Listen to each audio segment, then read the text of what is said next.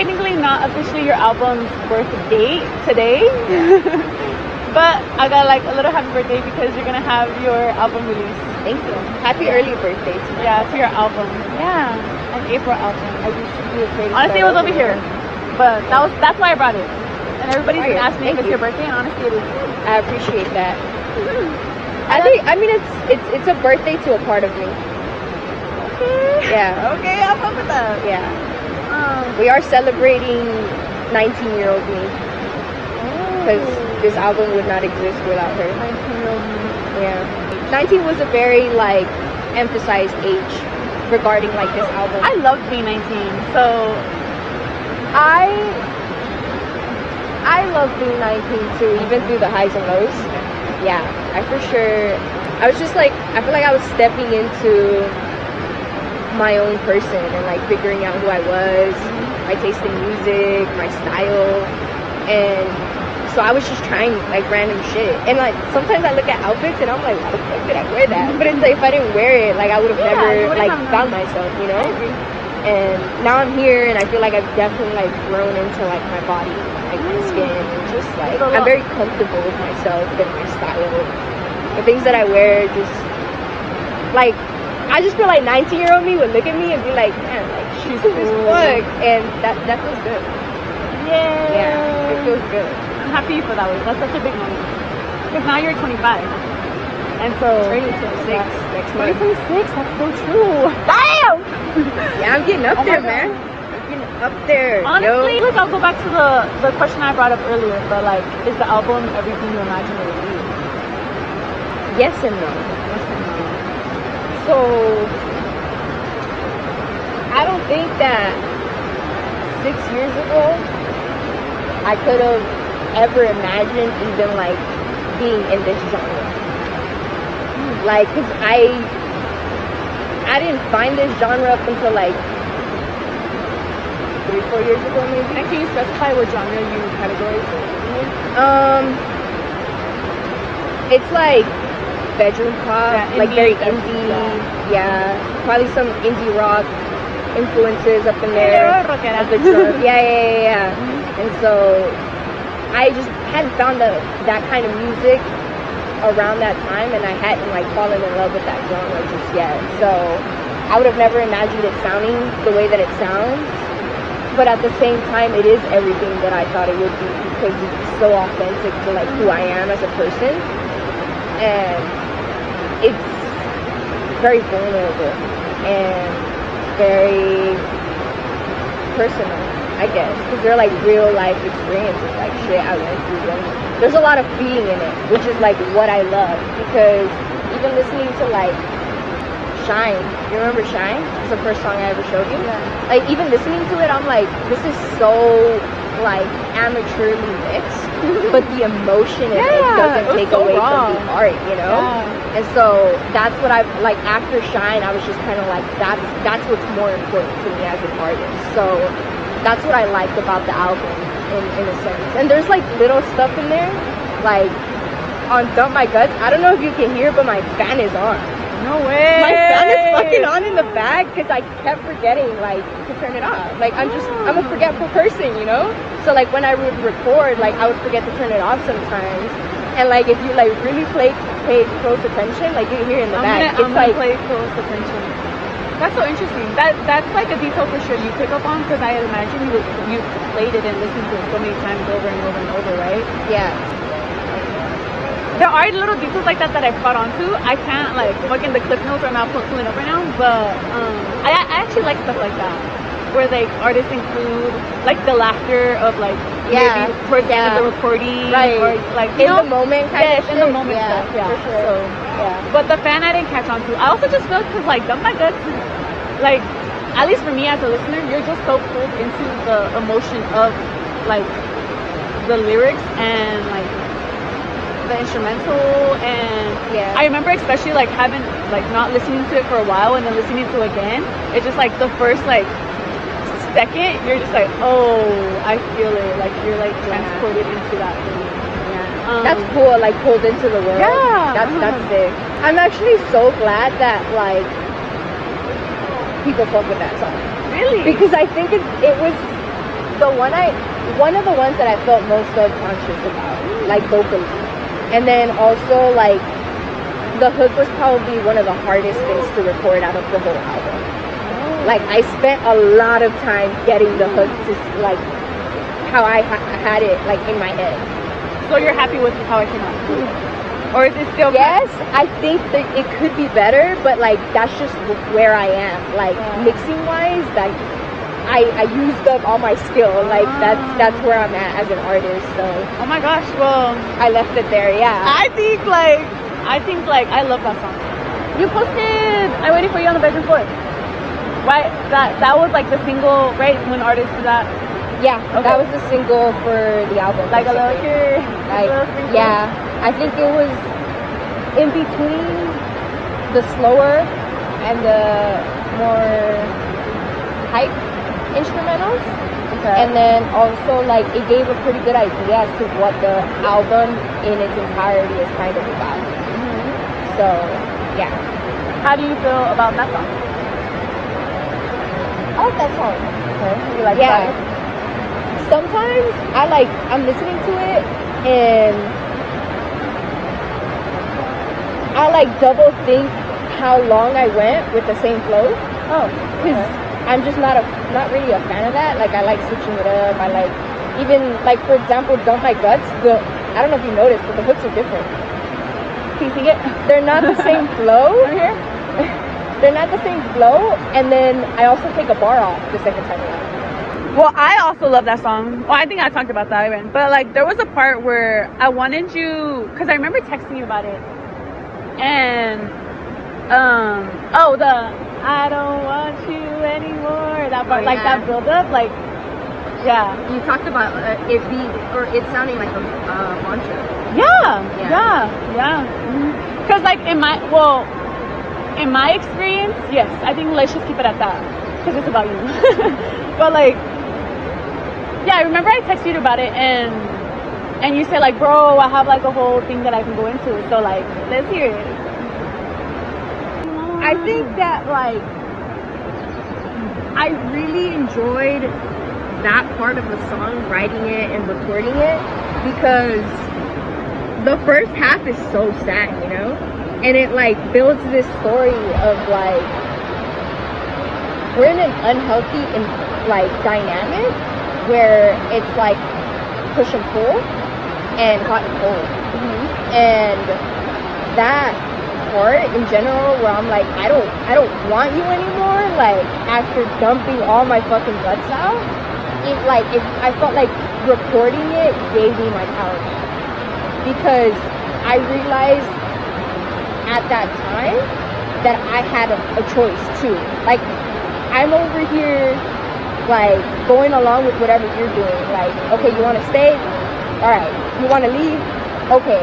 And I felt like some part of me felt like I didn't have a choice, and when I wrote that I was like, I do have a choice. I can just not entertain this, like I can just go on about my way and wish you the best and it's always all love, like, but kind of like sit in a boundary. And I think that when I was recording that was a big part of my life, like boundaries, what my boundaries were, how to express them in different environments too, because it's like I feel like I'm very comfortable expressing my boundaries when I feel safe, but I'm like, I want to learn how to express them all the time, not just when I feel safe, because I feel like at some point it's like, why are you not standing up for yourself? Like just because something outside of yourself is making you feel like you're not protected, like you're not safe, like you're feeding into that, as opposed to just like, it kind of just at some point just feels like an excuse. Like, oh, I don't feel safe, so I'm not going to express my boundaries. And it's like, I don't want that. Like, I want to be able to do it all the time, no matter who's around me, no matter how it makes me feel, like, especially when it's hard, because that's when it matters the most. Especially when what? When it's hard. Oh, when it's hard, yeah. Yeah. I feel like that's, as a listener, my POV of it too was, I remember thinking like I don't want this anymore. Like I don't want this pattern. I don't want this narrative. I don't want this like whatever is going on. And it wasn't even about the person, because thankfully I'm able to get to the point where there's like this affirmation card that I have on my window, and it talks about like there is no blame, and it goes into how like I release the need to blame anyone, including myself.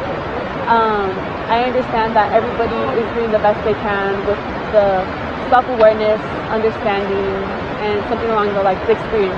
Yeah, it's a capacity thing. Yes. Yeah. Like, people can only meet you at their capacity, you know? Yes. And that's how I learned not to take things personal anymore. And of course, I'm human, so like sometimes it still hits me, and I'm like, oh, fuck, you know? Like, and I take it personal.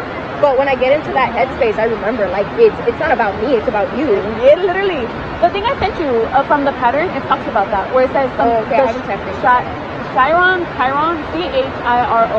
Apparently, the archetype of it in astrology terms, it's like the wound, or like what needs healing. And so, you know, like the sun can relate to like your personality, your soul.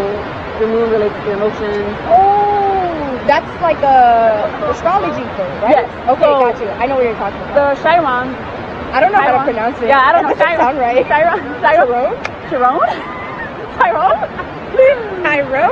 Oh,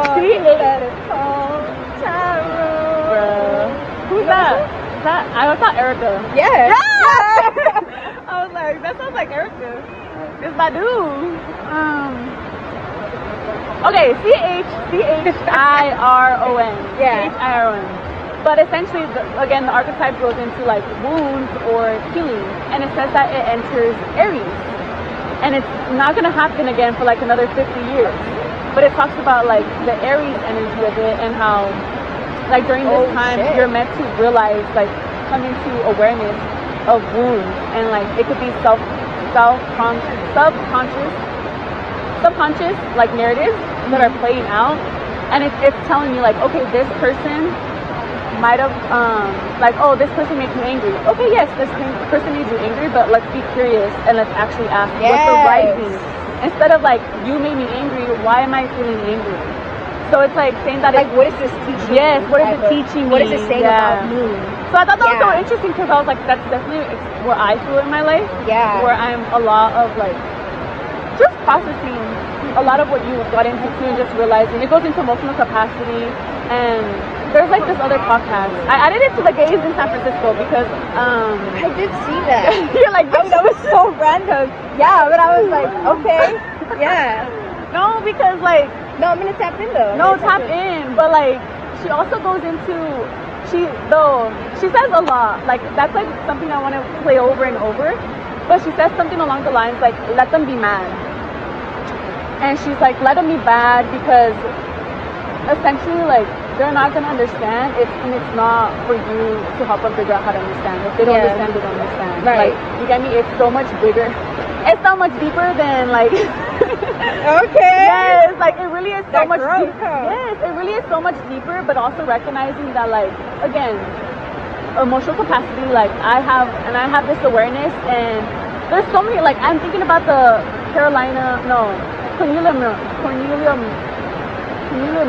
Cornelia. I've never said her name out loud like that, but I don't know either. I've added her to the playlist. But she has a song. Oh, she's an artist? Yes, she has a song called Hero, and it goes into that concept too about like there two truths can coexist at once. Does that make sense? Mm-hmm. And so like you hold so like you hold your truth, I hold my truth, right? But they seem to be like opposing. Yeah. I totally dealt with that. Yeah. So that's what I got from. And it's like accepting them both and letting them coexist doesn't diminish your experience or what you felt for it. It's just like different perspectives, you know? Yeah. And it's sad. And I think those like go like, it's sad, but it also is such a freeing feeling. Yeah. It's freeing, and I do agree. I do with the word protected as well, because I don't know, it gets deeper. Like, it goes back to gratitude and just feeling so grateful for the experiences that you have, and realizing like, damn bitch, that was hard, that was tough. Yeah, but like, I felt like I was stabbed in the heart. I felt like I was in a well, falling my way out. I felt like I was drowning. I felt all these emotions, but at the end of the day, I understand that's life, and then you also have so much beauty on the end of it. So, and I think the experiences that you have, especially the hard ones, just make you so much more like understanding of others and graceful and patient and kind, gentle, because it like empathy, like it builds empathy for sure. And it's interesting when you experience it in the way where, like, let's say someone hurts you, they're just very hot and cold, very indecisive, and you're just like, why? Like, why are you like that, you know? And then you experience it where you are that person to someone. A mirror. And then it makes you think of that person when you were on the other side, and you're like, oh wow, like, I get it now. It's just like human shit, you know? Like, there's no bad person in this equation. It's just life. Yeah, my life is a mirror. Whether you hurt me, whether, like, we build a relationship, whether it doesn't work out, like, no matter what, everyone that I have ever crossed paths with, I'm just like, I'm so grateful. Like, I would not be who I am right now if it weren't for you. And I wouldn't change it. I would never hold myself back anymore from telling someone and giving them their flowers. And be like, you know what? Like, we fucking went through some tough shit, bro. And we may never speak again, but I love you. Let it be known. And I want you to know that. Because you're part of it. Talking about took some shrooms came to mind.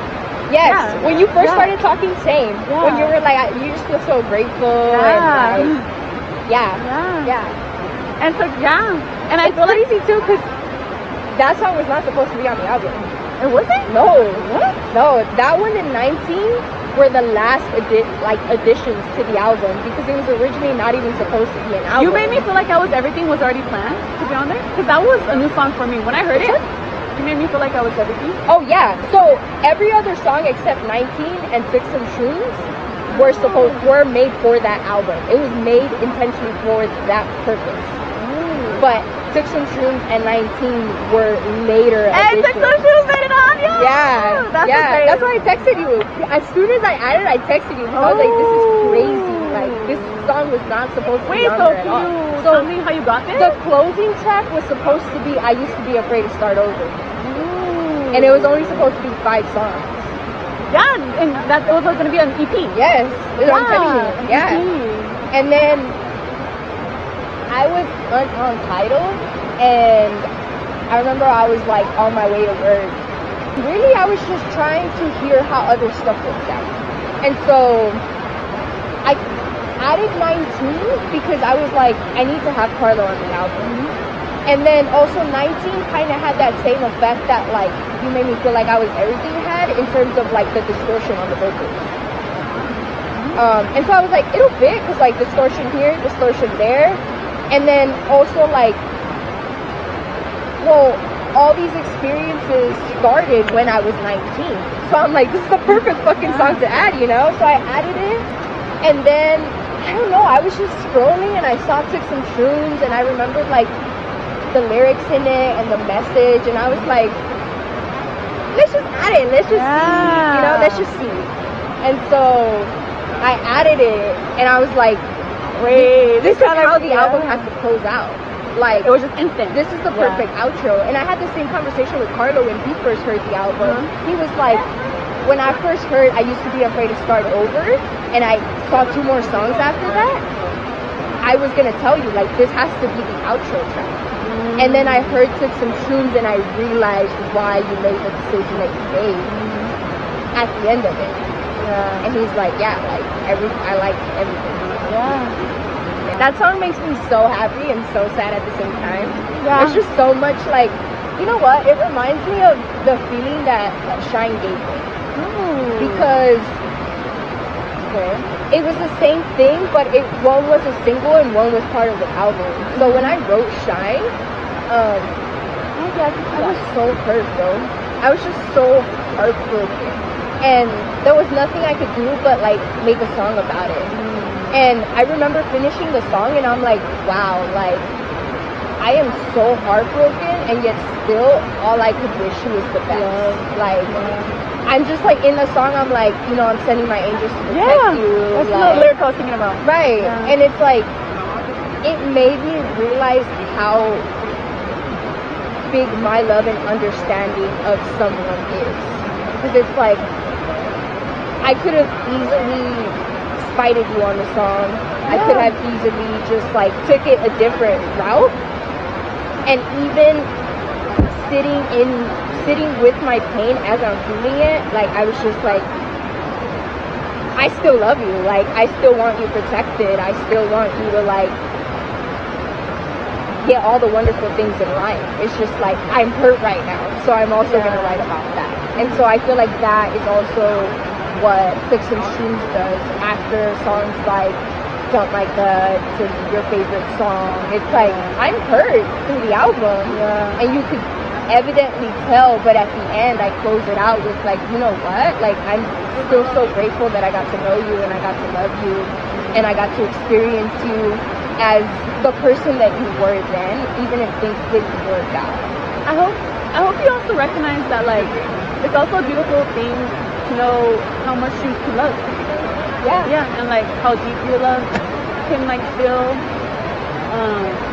Because I also think that's it goes again like capacity. It's such a big shift, and like just love. Yeah, like you're saying, to be able to like realize, yeah, I'm hurt and this happened, but again, like, I can love so deeply and it's painful, but I'm crying, but I'm like head up. And my head is still held up high because I know at the end of the day, like, right. And it reminds me of that thing that you say where it's like I always return back to love. Yes. Yeah. Oh, I forgot about that. Yeah, bro, I have that shit written first page of my journal, like my reminder to like return back to it. I was thinking about this on the way here. I saw you listening to it. me fucking going through my notes before the I was like, not this bitch studying like fucking on her way to the interview. I just honestly I wanted to see also how it would feel like leading up to it, and like Dump My Guts still made me cry. And Clicks and Shrooms still made me like, well, Loki got interrupted because then you were like, I can't find Corky. And that's when I had pulled up on you already. Oh. So you were like speaking, like your monologue, but then you were speaking in real life. So. Oh. Yeah. It kind of pulled you out of it. Yeah. Yeah. So I wasn't able to fully like tap into the monologue again, but I feel like we did tap into it in a without directly going into like the lyric by lyric of. The monologue is still crazy to me because I was just trying to figure out how to like fill the space. Like I was like, I gotta put something, or I gotta fade it out. So I was like, let me see if I can add anything, and if not, then we'll figure out the opposite of that. And I remember just like listening to the song, and I started recording from the beginning because I wanted to feel the song and then see what came out. And so it was like very much a freestyle. And I got it in the first shot, and I recorded it like nothing was written. It was straight out of like. That's so powerful. I listened to the song, and that's what came out of me right after that. And I kept it. I'm like, because it ended at the perfect time. Like I timed the instrumental perfectly. I was like, this is meant to be. And so I listened to it, and I was like, yeah. I was like, yeah, hell yeah. And then I got this like thought in the back. I'm like, is it corny? So I like re-listened to it all a couple of times. I hate that word. And then I sent it to Carlo, and I was like, don't know how I feel.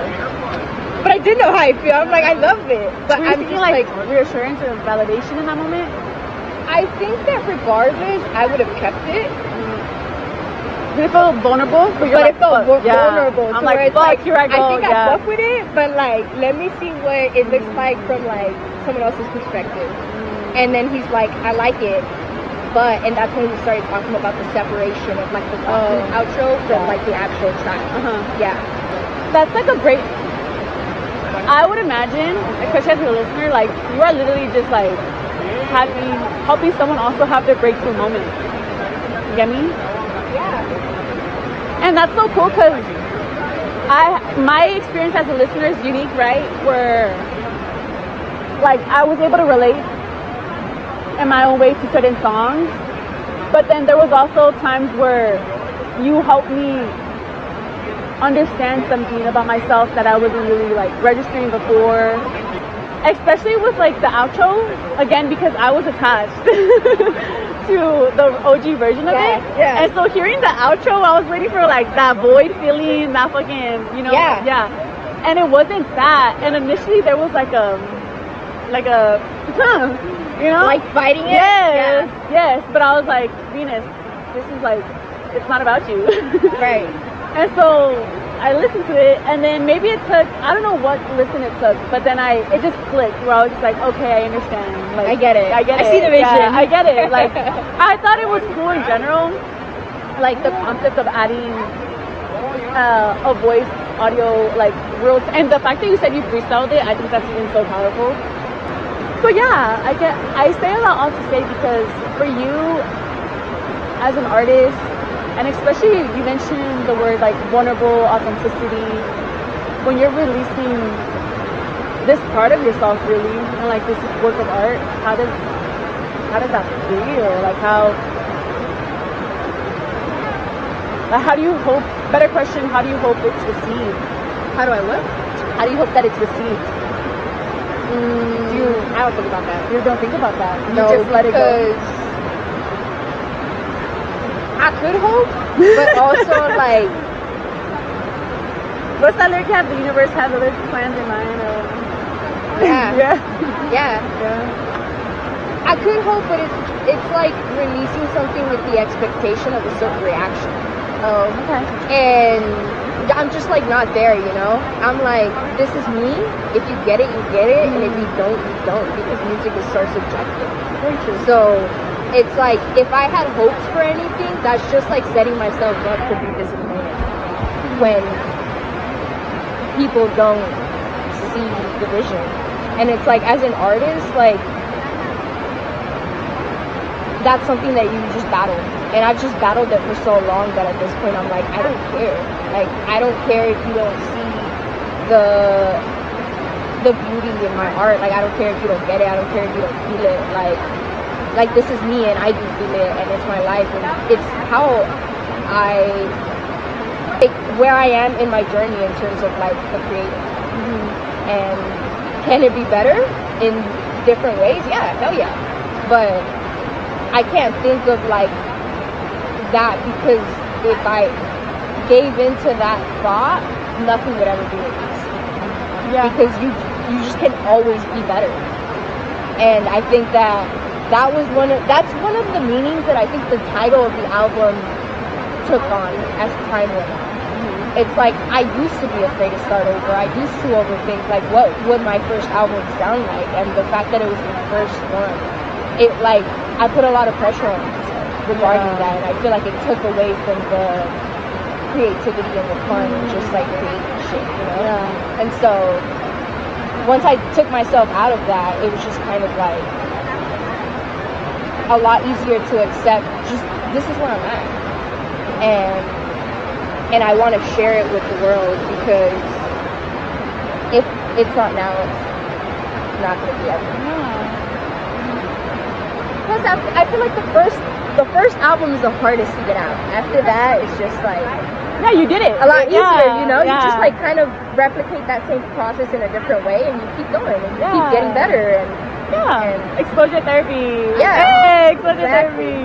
Exposure therapy. Hey guys, exposure finest. Yeah. You're flying, friend. I am. I feel like, the intro track, I want to learn how to fly. Yeah. I feel like that's why I always picture birds, because, like, to me, it's always the thing that I feel like would make me feel the most free. Like, if I could fly. Yeah. You know? No, they be going high as fuck, yeah. bro. And I've had dreams before where I do fly, and it's I feel free. I'm like, oh shit, like, I feel like I could do anything. And that's why I think I attach, like, the visual of, like, birds. With that feeling. Yeah. A free. Yeah, a free feeling. Because it can do anything. It can come to the floor. It can chill in a tree. Like, you know? Watching a crazy ass sunset. And yeah, it can do whatever it wants. Yeah, go to a whole different country. Yeah, and I think that's what I want. Like, I want to be able to do whatever the hell I want without like restrictions or like limitations or anything like that. Yeah. And so I think that's also really cool. And I brought up that point because I feel like that's also what you're doing right now. It's just like that loud declaration of like, I'm letting this is what it was, I'm letting that go, and then you're putting it out into the universe. And then sometimes you don't know how something's gonna end up coming out, right? A dream that you have or another project, whatever it be. But the concept of like the life or the universe seeing you trying, it's like, all right, just give me something and then I'll fucking make magic happen with it. Yeah. And so it's like The Alchemist. Yeah. It's what is that thing that they say where it's like beginner's luck, basically? Like every time you're doing something for the first time and you take the leap of faith, the universe is gonna reward you with like an initial like, here's a token to like let you know that it's possible. You're in alignment. Basically. And yeah. So with the shroom, even while you're fucking tripping, because you had some earlier, like you set an intention and you're like, show me what I need to know. So I guess creatively, is that something that you see yourself, I don't know if like implementing more of, or is it just kind of one of those things where like if it comes up and something's revealed, it's revealed, but I'm not gonna go seeking it? In terms of what? Like creating or? Yeah. I think the process that I enjoy and honestly do a lot more is like whatever flows out. Like, I feel like sometimes intentions can restrict me from just creating. Like, most of my songs are made with, I either just like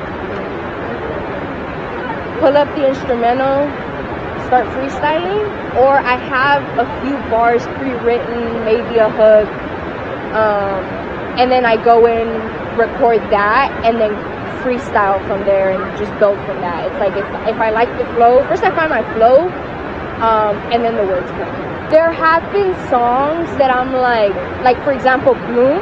Bloom was a concept I thought of prior to writing that song, and I was like, I just know I want to write a song like this. I don't know how it's gonna happen or when, but it's out in the air and it's like in the back of my mind. And then randomly I'm recording one day and it's just not working out. Like I'm not really liking what's coming out of it. And Carlo texts me and he sends me the instrumental for Bloom, and he's like, I don't remember the right words that he used, but he was just kind of like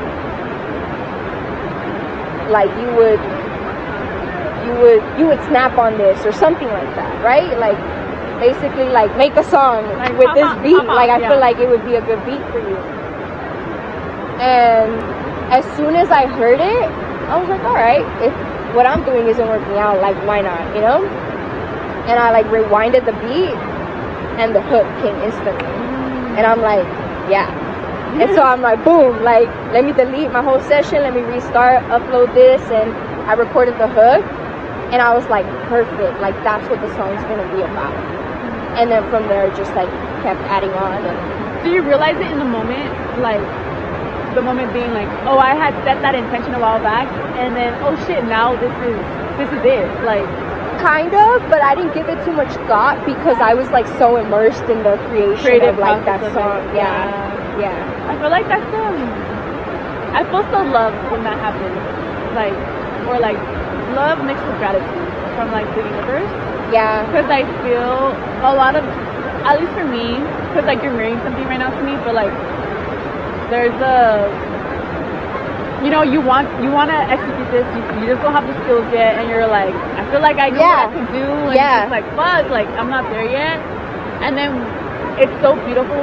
I had that moment recently, and then I'm looking at like what's in my walls, my window, I literally write a window is a portal, and then I just see like a lot of the things that I was asking for are coming into place. Yes. And I think it just feels like it makes me want to cry, because I'm just like, bro, that's what we were going back earlier about, how like you're showing life that, hey, I want this, I don't know how it's gonna happen, I trust you, and life is like, mama, like, let's pick up something real good. And it just really feels, it feels like you're held, it feels like I'm seen, love, gratitude, and you're so connected to the divine, you know? and it makes you just trust your intuition so much more. And the collective conscious too.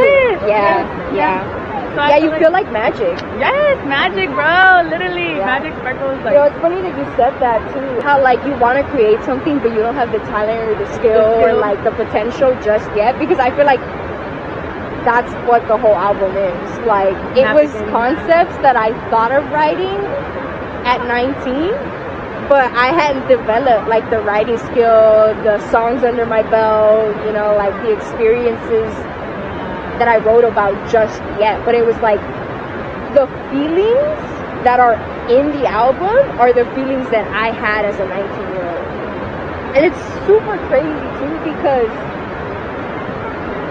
there are people, and I literally was just told this the other day, that think that I'm like a robot, like not emotional or anything like that. And it's so funny to me, because I'm like, oh, that's crazy that you have that perspective of me, because I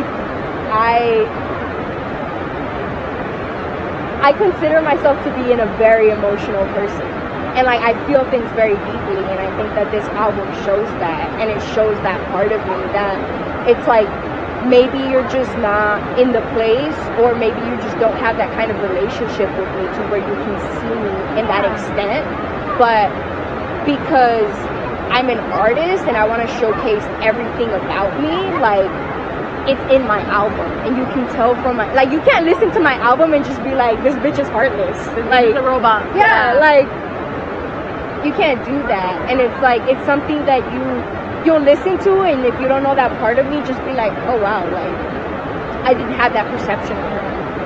Also vice versa, like some people like not having that, again, emotional capacity or understanding within themselves. You know what I mean? And like being able to, again, this goes into maybe how someone will interpret it or feel it, or one POV was a robot, but it's just like, no, there's so much more, like you said, depth and so many layers to a human. Let's see if you also, and everyone's just like constantly changing too, so it's like, I feel like relationships are a constant of like,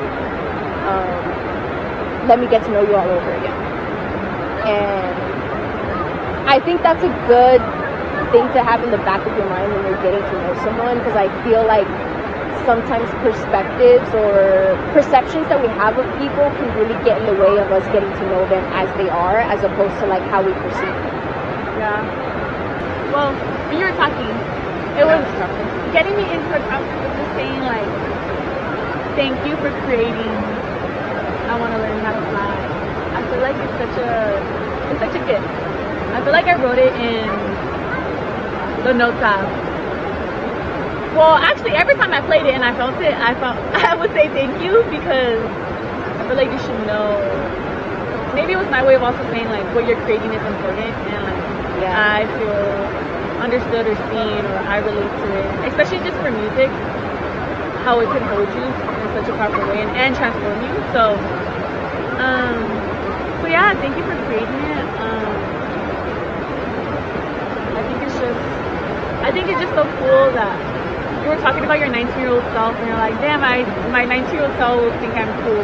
And I was like, I feel like I tell you that, I think you're so cool, and I think I'm so grateful to also seeing the creative process and like the skeleton of everything. And I talk about that with artists in general. I think that's such an important stage for a lot of creatives to see an artist they love before it becomes this polished idea, and understanding that like, no, this is like a raw version of like what I live. And so especially too, like creatively, being scared of even starting, because you're overthinking everything. And so when you have a quote unquote bad fucking demo, and there are songs that you mentioned like I'm never gonna release them, but they help me get closer to like developing my skill. So yeah, I mean, look, yeah, I want those demos. Let me see, but no, but there's a lot of songs that, yeah, I'm just grateful that what you shared, especially through like demos with clients. Like I love and understanding the story again. It's just that word. Yeah. Thank you. Thank you for sharing that. Thank you for not being afraid or held back from expressing that. Like, you fuck with me, you fuck with my heart. You know, like I think everybody deserves their flowers, and I feel like it never gets old. Like you tell me this often, and I'm just like, it always feels like I'm listening to it for the first time again.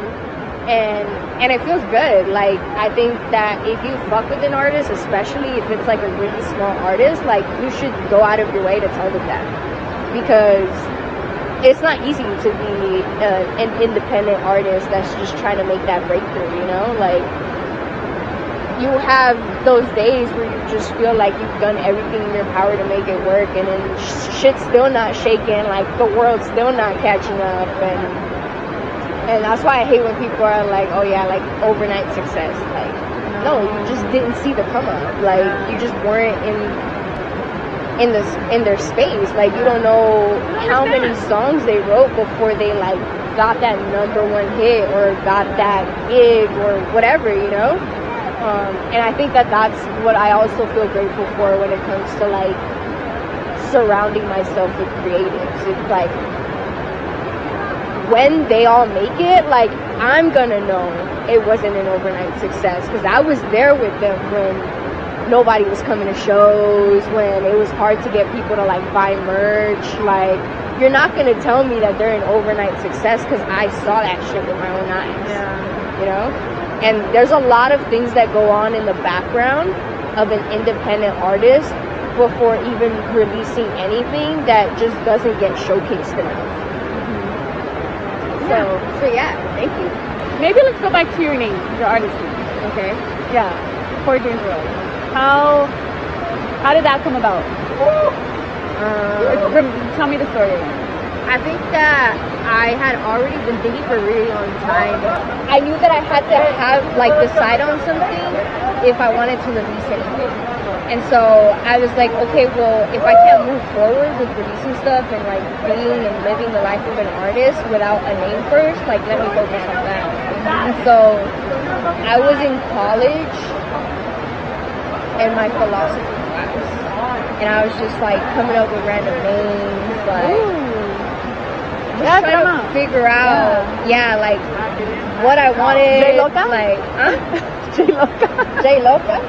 Yeah, there were some really bad names in there that I'm so glad I didn't go with. But at some point, I remember I was thinking of like the reason that I started even creating in the first place. And I think that I always wanted to remember, like, at the end of the day, like, who I'm doing it for. And it's like, well, I'm doing it for myself, you know, like, and I want to have that constant reminder, because I know later down in the future it could get easy to forget, especially if you're getting all these different perspectives and opinions and thoughts from other people. Because like you said, like, once you share something and put it out there, like, it just kind of takes it a life of its own. You have no control over like what anyone's gonna think about your art. And so I just wanted to keep myself grounded and remind myself, like, fuck the outside noise. Like, remember what it's all about, and like, you'll be fine. And so 4J was initially my artist name. That's what Shine and Virgin dropped under. And then I was just having a really hard time because there was like also other people named 4J. And so TikTok was kind of like mixing their songs along with mine. So I knew I had to like add something or change it or do something. And then that's when I just landed on 4J's World. Yeah. So, based off of what you just communicated, do you feel then that your artist title and Jennifer are not separate and they're one? Because for further Oh, like for further context, like I know there's some artists who create this artist name and like kind of like an alter ego, and it's a way for them to tap into this person, maybe that they want to be or imagine, but they're not there yet, and so it's easier to kind of like wear this mask of it. How do you experience that? In the sense, yeah. I think they go hand in hand because I mean my experiences as Jen, like, you know, that's what builds the world of 4J, and it's not to say that it's different to people that think they're separate, but I don't have like a switch that I turn on and off between like artist mode and like me myself mode. Because it's who you like are. it's just like it's just who I am. Your identity. It's like authentic, and it's like real experiences that I have. So I knew I couldn't go with my birth name because it's Jennifer Lopez, and I'm like, it already exists. Like, I had to come up with something, you know? And so I think that's why really I chose a quote unquote stage name. Do you have a favorite song? You Made Me Feel Like I Was Everything was like initially one of my favorite songs on there because it was the most like upbeat song, and it made me feel good. Like I just like the song. I like that there's a little like mini short rap verse in it. I like the part that happens after the verse where I'm like, and yo, we got me fade. I'm like, I love that little flow, and I'm like, okay, yeah. But yeah, You Made Me Feel Like I Was Everything. Like I love that song. I love the lyrics. I love everything about it, and it's very, I feel like, Dominic fight coded. And he's like becoming he's like creeping up to be like one of my favorite artists ever. Like he up there with Mac Miller for sure. And I'm just like, I love his flows. I love like how emotional he is sometimes in his songs, like how raw it is. And I feel like he comes up with like he switches up sometimes his beats in ways that I'm like, how did you even think of that? How did you even get there? You know, and it makes me so curious about his process as an artist, and yeah, I just fuck with him. So it's like I like that it gives a code of him in my head. Let's go back to my list. So You Made Me Feel Like I Was Everything. Dump My Guts for sure. Like when I wrote it, I remember sitting in my room and I was just like, I fucking love this song. Like I fucking love this song. Like I love the hook. And you know, getting back to that journal entry that I sent you, I wrote, I always hope I did you justice, because like I told you, I was just like so unsure about the hook, vocally. Like when I get into those higher notes, I'm just like, can I execute this? And sometimes I feel like I can't. It was definitely the hardest one to like record and mix to get it to kind of sound right. I'm so excited because the I don't want you anymore. I feel like I'd be so excited. Maybe this is like where it comes in live and seeing how the emotion of it comes out live. But when I sing that song, I swear I'm like, that shit is cranked to the max. But vocally, like I'm like, like it's like a fucking like shout. Yeah. So that screaming, crying, and throwing up playlist. Yes. I'm like, we'll get to that later. Like, I really don't want to get into that. It's okay. I Used to Be Afraid to Start Over was one of my favorite songs when I initially made all those songs. Like it was probably like my top song. In the moment, what was it doing for you? Holding me.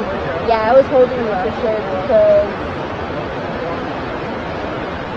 I understood a lot more about like what I wanted to write for the album when I did that song. And that's why I'm telling you, it was initially my closer, because I'm like, this is the whole essence of the album. Like I'm like quick to start over now because it's like, fuck yeah, like that's what life's about, you know? And I just love everything, like all the lyrics. Like it's just, you know, we built this life, we had a relationship, we loved each other as best as we could. But sometimes no matter how much both sides try, like the universe has other plans. Like the universe is gonna send us in different directions, and you may not be going the same way, and that's no reason to hold yourself back from just fully loving someone and sharing experiences and moments with them, because that's what life's about, you know? And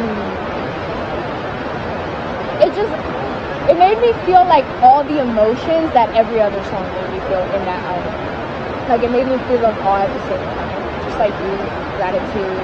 The gratitude from Took Some Shrooms, the grief from Dump My Guts, like the sadness, the like shit, like oh, I can see the bright side of it though. Like, just that song could just contain all of that. Yeah. Just like, so I feel grateful. For that one, and then last one, your favorite song. Oh, and Took Some Shrooms. My favorite song. Like, I love everything. I love the whole album. It's great.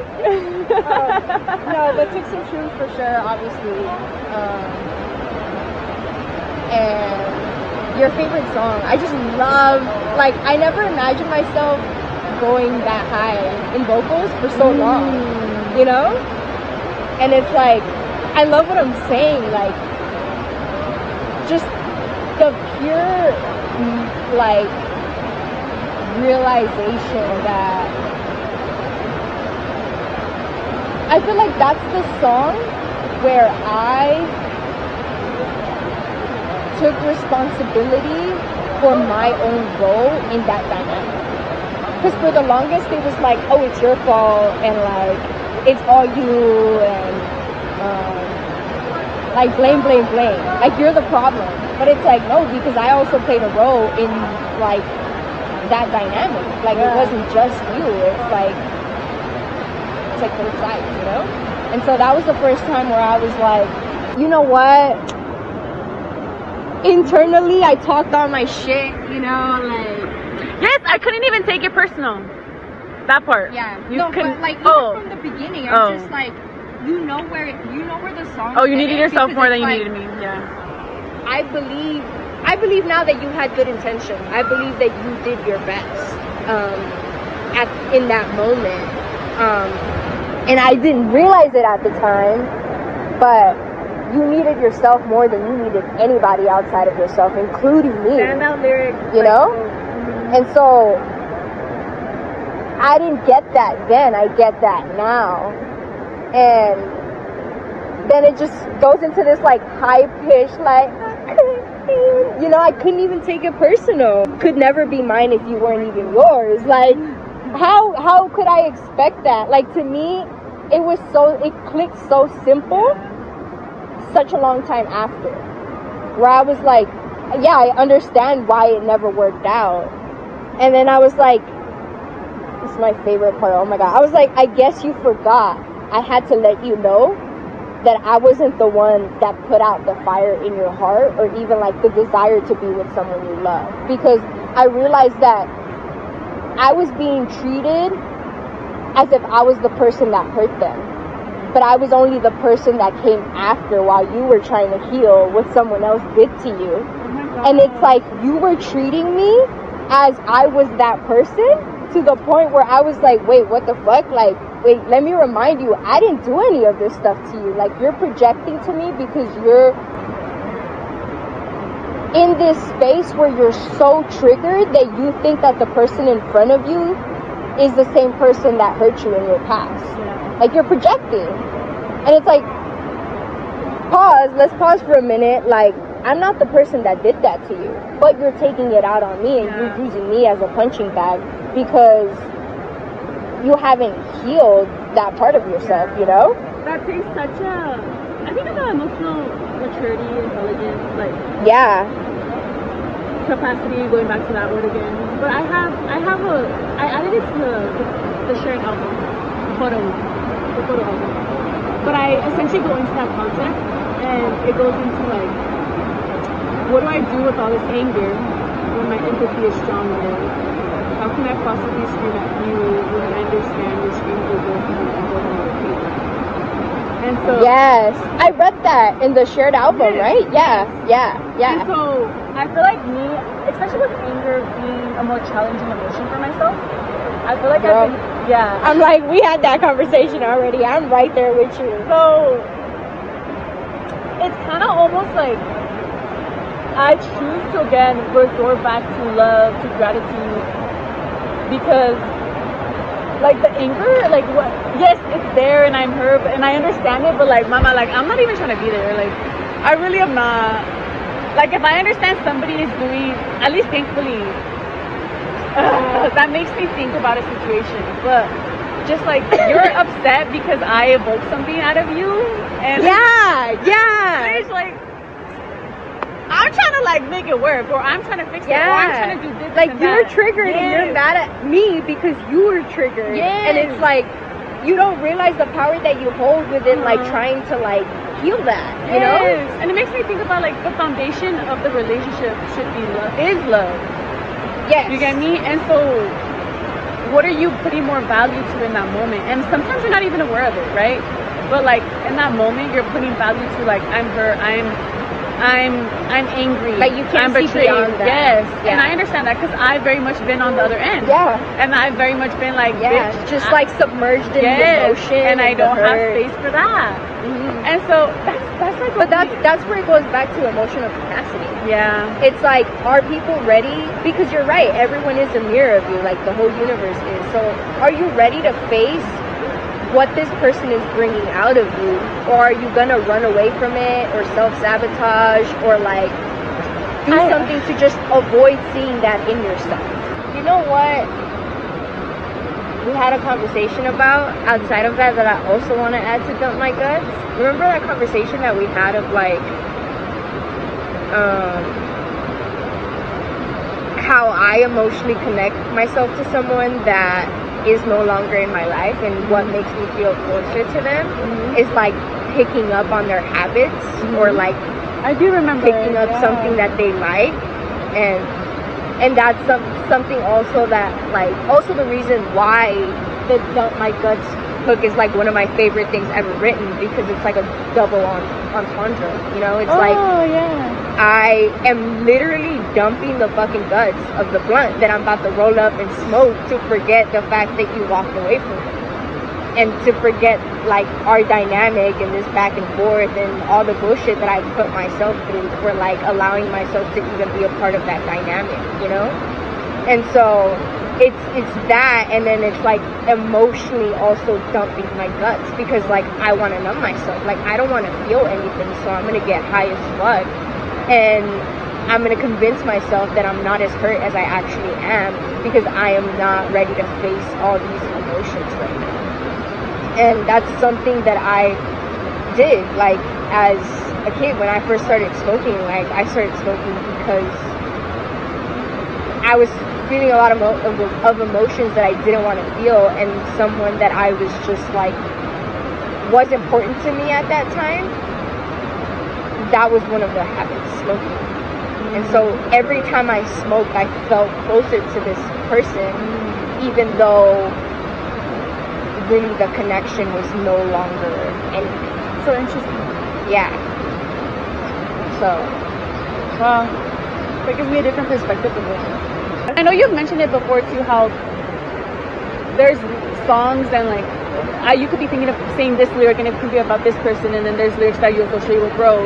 And so I think that's really cool. Yeah, but at the end of the day, like oh hell yeah, let's get into that. Yeah, actually that is why I love You Made Me Feel Like I Was Everything so much, because it's 3 separate experiences that kind of like just got intertwined together in order to create this story that seems like it's just about one experience.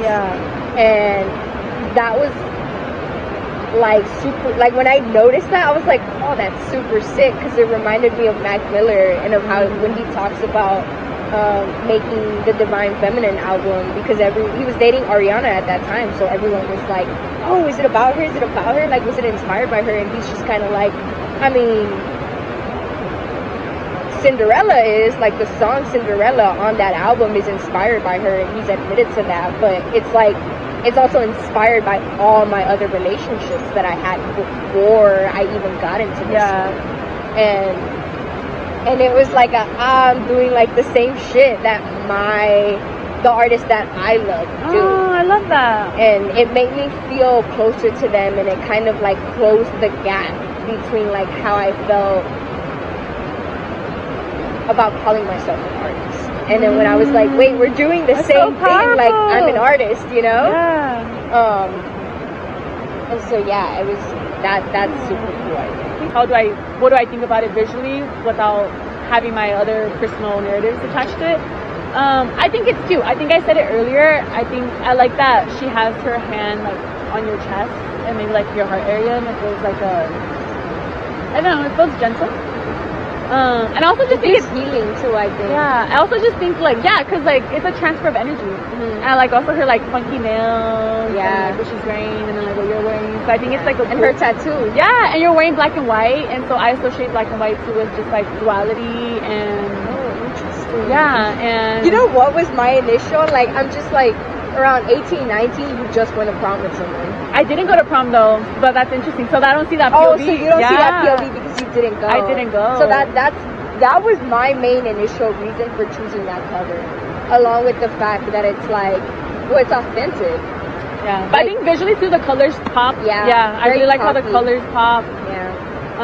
And it's like a sad album. Like it's heavy kind of, so I wanted the like duality, something that popped. Duality of that black and white tie. Yeah. So. Yeah. I always wanted to be one of those artists that like takes a really long time to like build the world and tell a story and pick the songs, and so I was talking to one of my friends about how like all these experiences were from like probably like 19 to 23 years old, or 19 to 21. And then for 2 years, I didn't do anything. And then in 2023, I recorded all the songs about those experiences. And then still locked it back away, stored, cannot be heard of. And 3 years later, it's like I finally put it together. And in 2026, like now I'm releasing it. And it's like all these experiences that had to take place in between in order for that to happen. Yeah. Like that's also something that I want to celebrate, and that I want to like honestly have it serve as a reassurance. Like you are a fucking artist. Like you do be doing this shit, you know, and you can relate to the people that you look up to in that sense. Yeah. So that's also a big deal. When I walked up to you, like I never imagined this. Like we're about to make a year being friends, and I just randomly walked up to you at a show that I happened to go to by myself, and me just being like, well, I can't just fucking stand in the corner. Like, let me go strike up a conversation. And one conversation turned into like a friendship, and now we're a year in, and you know we're doing this interview, and so much has happened to the point where I'm like, I can't believe it's only 1 year. Like that's crazy because of how easy and like deep our relationship developed. You're literally friendships I would ask life for. So thank you. And I'm telling you, like Chris sent me your way, bro. He really did. Bruh, the fucking orange energy.